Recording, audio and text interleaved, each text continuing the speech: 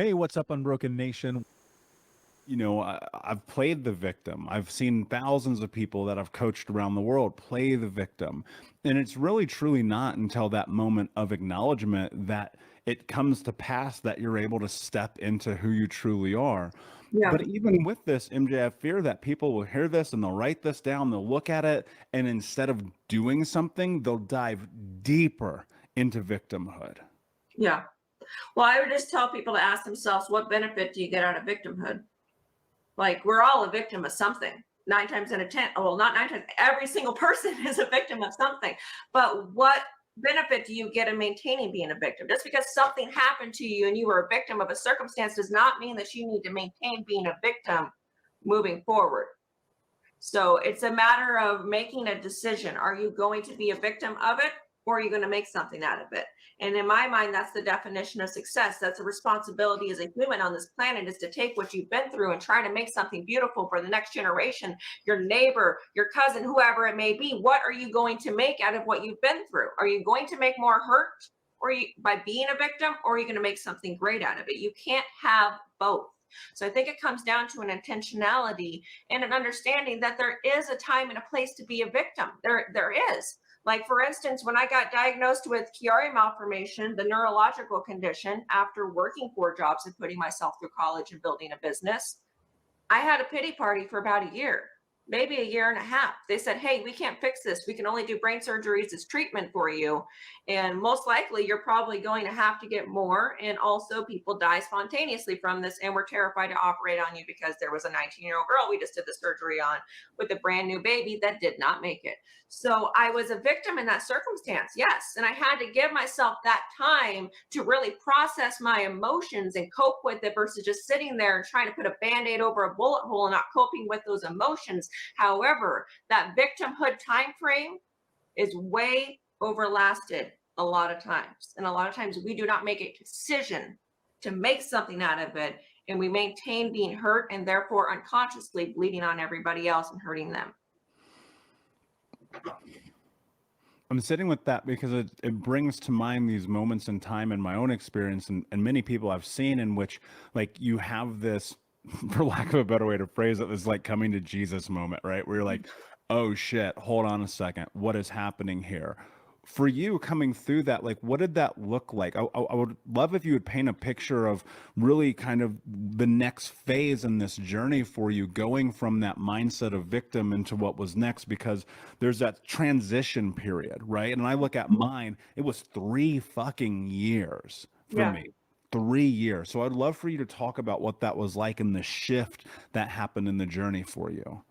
Yeah, so let's see. So, more backstory on this just to give the audience some more context. So, at the age of 25, that was when I quit my last freaking night job. I worked up to 4 jobs, putting myself through college while building a business because that was the only way I could do it. I'm a big fan of NF, and he has a song called Options. And it says, I got to make it or make it. These are the options.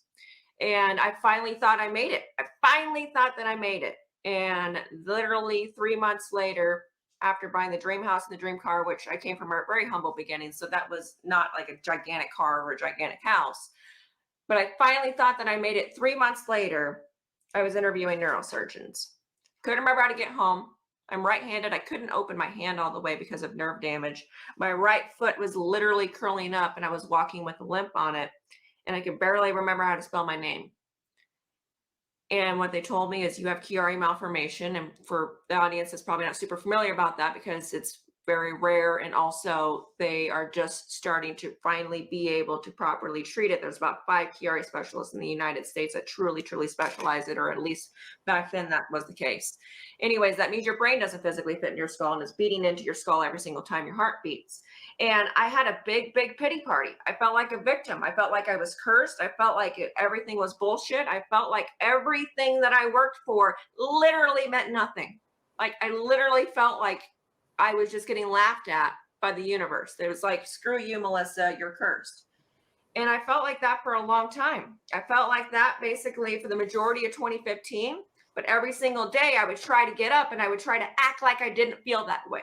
I tried to go back to who I used to be. I tried to sit there and be like, okay, like, I'm just going to pretend this didn't happen.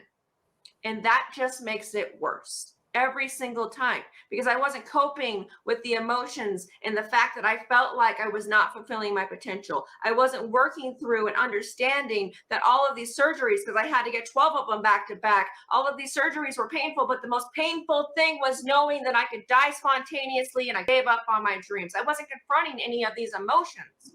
And it wasn't until I started really going through and being like, okay, who you used to be doesn't exist anymore. You need to build the new version of yourself. That was the only pivotal moment that I could do something, because every single morning I'd get up and try to act like I was who I used to be. And then I would black out and be bedridden for about 2 to 3 days because I was not able to even be upright for more than 3 hours at a time. So that's what that transition looked like. It came to accepting it. It came to seeing other people with the same condition I had dying spontaneously that would give every single damn second that they possibly could to have the 3 hours I had with my ability to stand upright. And what was I going to do with it? Was I going to just flush it down the drain and be a victim? Or was I going to make something out of it? And that acceptance phase, going through the emotions and seeing that there are other people going through the same thing I was, that was the big transformation in which I realized, okay, what am I going to do with this adversity? What does it mean? I get to dictate what it means, and everybody does.